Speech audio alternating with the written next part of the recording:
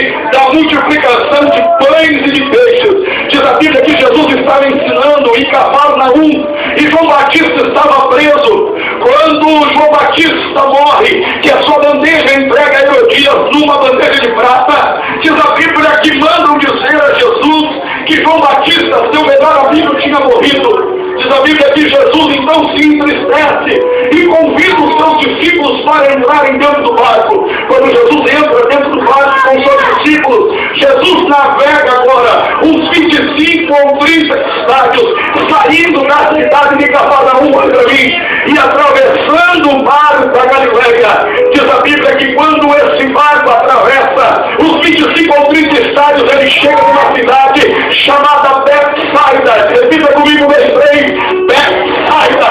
Você não entendeu, eu preciso refrescar sua memória.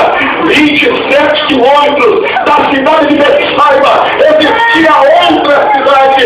Diz a Bíblia que quando Jesus chega na cidade de Betsaida, tem 5.000 homens fora, mulheres e crianças que estão para ouvir o que ele tem para ensinar, para ouvir o que ele tem para falar. Diz a Bíblia que quando Jesus chega em Betsaida, tem 5.000 homens, os discípulos começam a se ficar dizendo: quem evangelizou, quem pregou, quem trouxe toda essa gente para cá? Há 27 ou 28 quilômetros aproximadamente da cidade de Betsaida, tinha uma cidade chamada Gadara, e é sabido de todos que certa vez Jesus entrou no barco e foi para uma cidade chamada Gadara. Quando Jesus entra na cidade de Gadara, Jesus vai repreender o demônio de um endemoniado gadareno.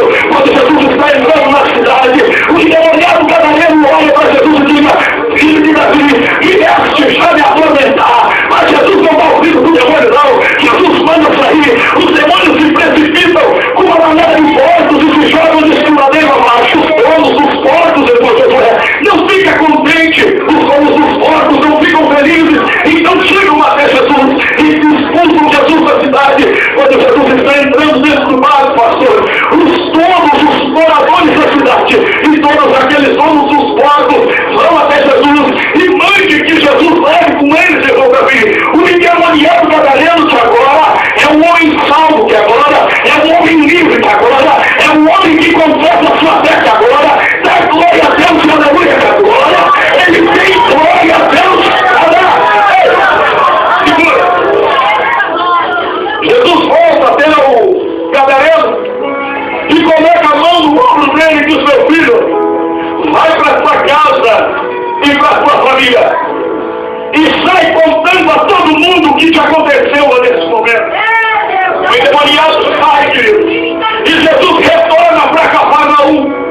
Jesus começa a pregar, Jesus começa a realizar alguns milagres, e quando Jesus retorna para promover o milagre da multiplicação de pães e peixes, diz a Bíblia que tem 5.000 homens, fora mulheres e crianças, para lhe ouvir. Pregador, eu não entendi, eu vou lhe explicar. Quantos olharam para a tua vida e te acharam rejeitado? Quantos olharam para a tua vida e acharam que tu não tinha valor? Quantos olharam para a tua vida e disseram: tira ele da cidade, tira ele da igreja, tira ele da vila, tira ele do nosso meio? Mas Jesus vai voltar e vai ver multidão aos teus pés.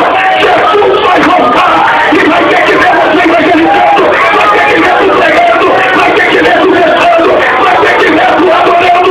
Se isso é verdade, levante a mão para cima.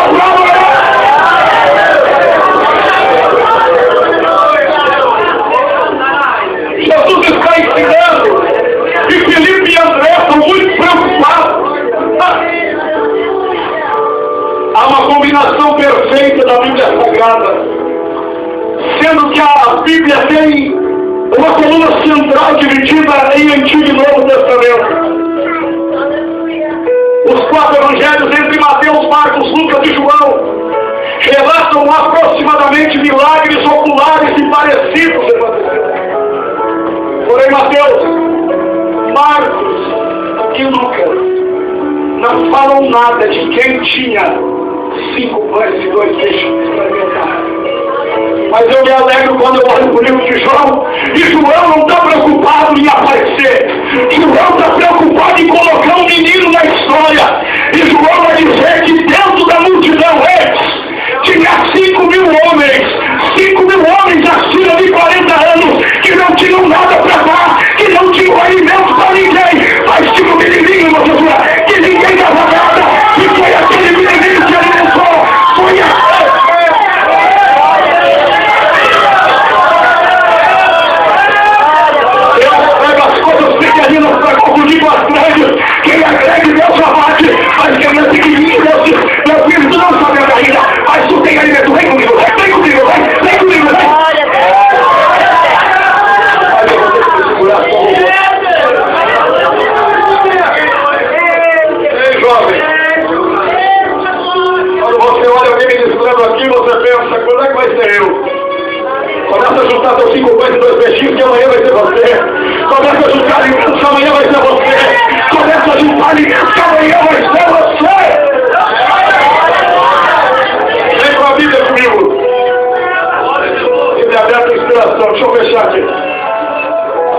vou até meia-noite pregando.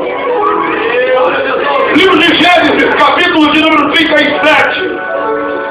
A Bíblia vai nos contar a história de um moço sonhador. A Bíblia vai nos contar a história de um menino que sonhou dentro de sua casa.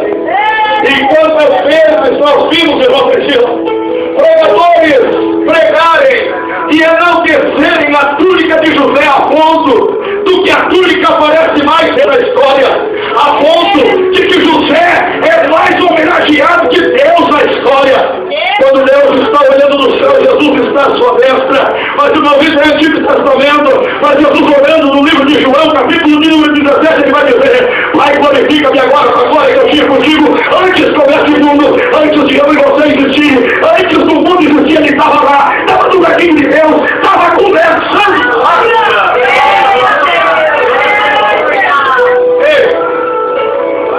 A Bíblia que Jacó faz uma túnica de várias cores e dá essa túnica para o seu filho por nome de quem conhece a história da Bíblia? É para falar o que Deus falou aqui? Amém! Posso falar, pastor? Posso falar? Nós estamos comprando os manos de Deus. Quem analisa a Bíblia e conhece ela sabe que a história de José só começa a ser contada da cisterna. Glória a Deus. Aleluia. Por quê? Porque da cisterna para trás, José entendeu errado o valor da túnica. Vai falando, Jesus. Da cisterna para trás, José não passa de um fofoqueiro. Da cisterna para trás, José não passa de um dedo duro. Da cisterna para trás, José não passa de um bom tempero. José adora colocar lenha na fogueira. Irmão, você vai ter que me provar. Eu vou te empurrar de Bíblia para você. Diz a Bíblia que certo dia José está em casa. Está desfilando dentro de casa com o seu terno novo. Está desfilando dentro de casa com o seu sapatão bonito. Está desfilando dentro de casa dizendo: eu sou pastor. Está desfilando dentro de casa dizendo: eu sou evangelista. Está desfilando dentro de casa e está dizendo: eu sou presbítero. Está desfilando dentro de casa e está dizendo: eu sou pregador, eu sou levita, eu sou algo. Olha no céu de José, está entendendo tudo errado com essa túnica. Eu tenho a túnica para te proteger, não vou apontar ninguém não. Eu tenho a túnica para te proteger.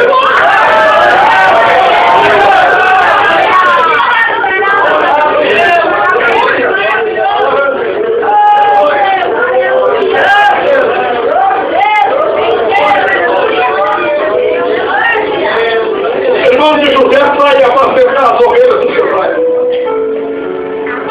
Diz a Bíblia que Jacó chama José e manda com que José vai cuidar o que os irmãos estão fazendo. Quando nós entendemos isso e lemos isso na Bíblia, logo nós entendemos que José caminhou 100 metros e foi cuidar dos irmãos. Logo nós entendemos que José caminhou 10 metros e foi cuidar dos irmãos. Logo nós entendemos que José foi até o fundo de casa, aonde tinha um gramado muito extenso e foi cuidar dos irmãos. Diz a Bíblia que quando Jacó manda José cuidar dos irmãos, José vai dentro de casa e troca de roupa e coloca a túnica de várias cores. Quando José coloca a túnica de várias cores, José caminha 3 dias para ver o que os irmãos estão fazendo. José morava com Jacó na cidade de Hebrom e os irmãos de José estão apacentando em Siquém. De Hebrom a Jerusalém são 30 quilômetros, de Jerusalém a Siquém são mais 64, somando na totalidade 94 quilômetros. Quando José chega na cidade, olha para mim, quando José chega na cidade de Siquém, os irmãos não estão em Siquém. Então diz a Bíblia que um homem encontra José caminhando errantemente pelo campo. E eu me pergunto nessa noite, como pode alguém que anda errante apontar defeito de alguém? Como pode alguém que erra querer apontar dificuldade de alguém? Como pode que alguém que fala mal do outro quer que alguém...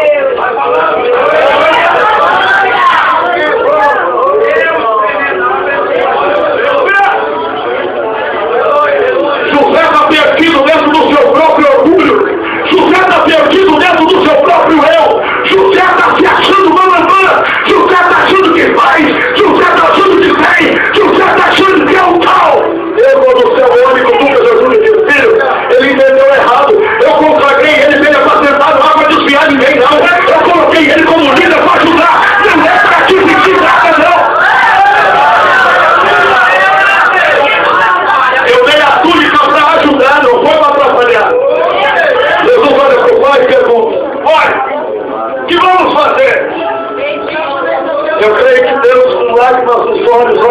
espiritismo. Vamos ter que tirar a túnica dele. José andou 109 quilômetros. Quantos quilômetros? Para evangelizar? Para pregar a palavra? Para entregar uma profecia? Para orar pelo inferno e o inferno seculado? José caminhou 109 quilômetros para fazer fofoca do irmão. Quando é para vir no culto não vem. Vai te convidar para uma roda de chimarrão. Aonde vai ter uma fofoquinha na boa? Aí ele vai. Aí ele quer contenda. Aí ele quer...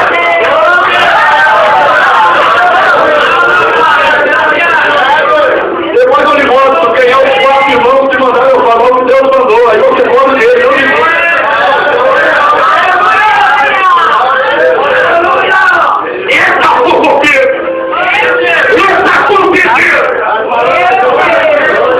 Quando José chega em Dotão, os irmãos estão se alimentando. Diz a Bíblia que quando os irmãos olham, diz a Bíblia, porque tem crente hoje em dia que é assim. Quando está chegando na igreja, tem que mudar o assunto, porque sabe que sim. A contenda já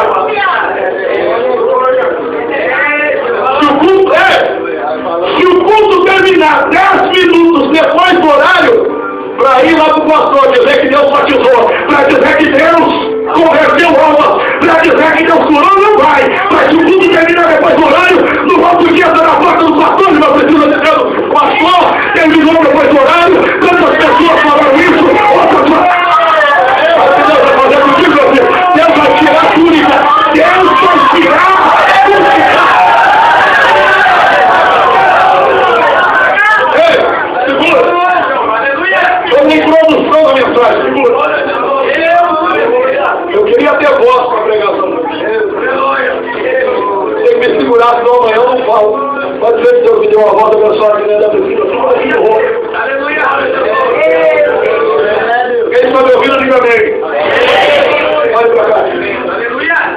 Quando olha o José, pastor, começam a bolar um plano para tirar a túnica, para tirar o ministério.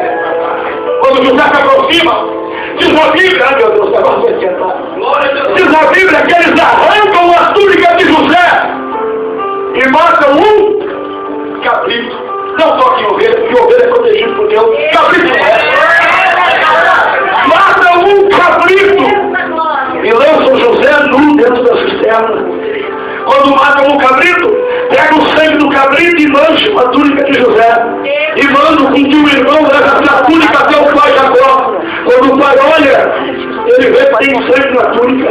Alguém quer esconder, mas o pai sempre sabe onde é que a túnica é manchada. O pai sempre sabe onde tem problema no ministério. O pai sempre sabe aonde que está o defeito. Pode pagar de grandão, pode querer ser o grandão, mas quando o pai olha do céu, diz: meu filho, não te aposta não, que eu sei direitinho onde é que a tua túnica é manchada. Não te exalta não, porque eu sei onde a tua túnica é manchada.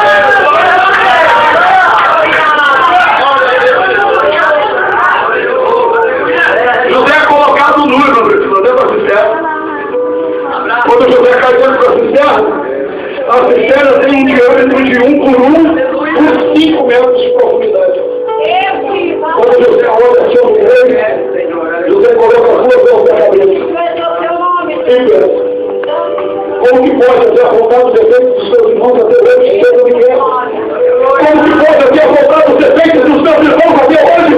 Se eu também peco, a minha não desce o meu pecado. Se Deus alguém tem um defeito, como que eu vou apontar?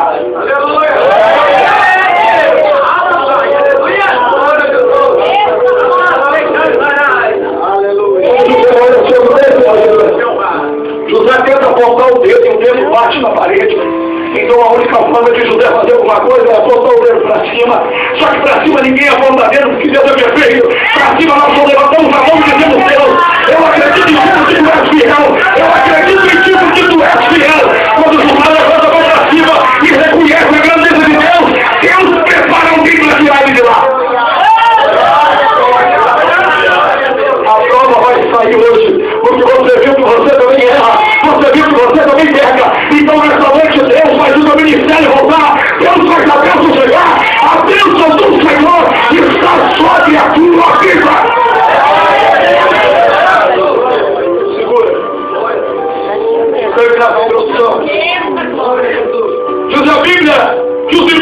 imaginam em matar José. Rubem, o primogênito, não deixa. Então eles pensam em vender para uma tribo de midianitas. Vender para quem? Vender para quem? Quem? Você vai sair daqui hoje e quando alguém lhe perguntar o que foi ministrado aqui amanhã, você vai saber palavra por palavra. Chega, pastor, de cultos que crente rola no chão e amanhã não lembra o que foi pregado. Chega de cultos que crente quer pular e quer gritar e não lembra da palavra. São 1179 capítulos, 31.173 versículos, 810.690